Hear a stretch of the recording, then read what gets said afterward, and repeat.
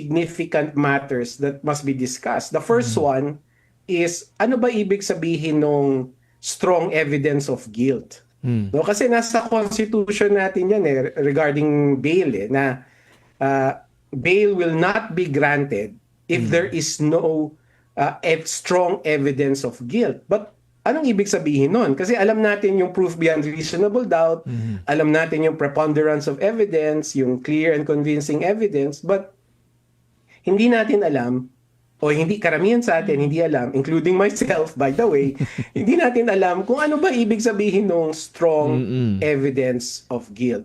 The second one, and I think this is very, very important, no, kasi maraming misconceptions, no, yung right to bail. Kasi kaya kanina dun sa tanong ni Heidi sa akin, medyo nag-aalangan ako sumagot because the idea of a non-bailable offense is actually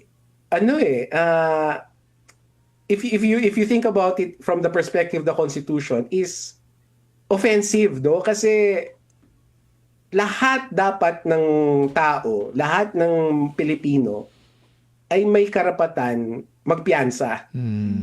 That is a constitutional right. So yung idea na may mga offenses na non-bailable is offensive to the Constitution, at least from my perspective. Kasi dapat lahat, bawat citizen, bawat Pilipino, may right to bail. So again, magandang pag-usapan yun, lalong-lalo na from the criminal enforcement perspective. Kasi, di ba, ginagamit yung pagpiyansa as a weapon against activists, against journalists, di ba?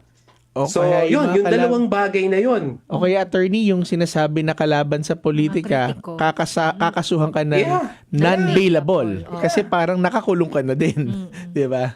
That's correct. So, di ba, maganda pag-usapan yung dalawang matters na yon because it impacts the way we conduct our politics, the way we conduct our journalism, di ba?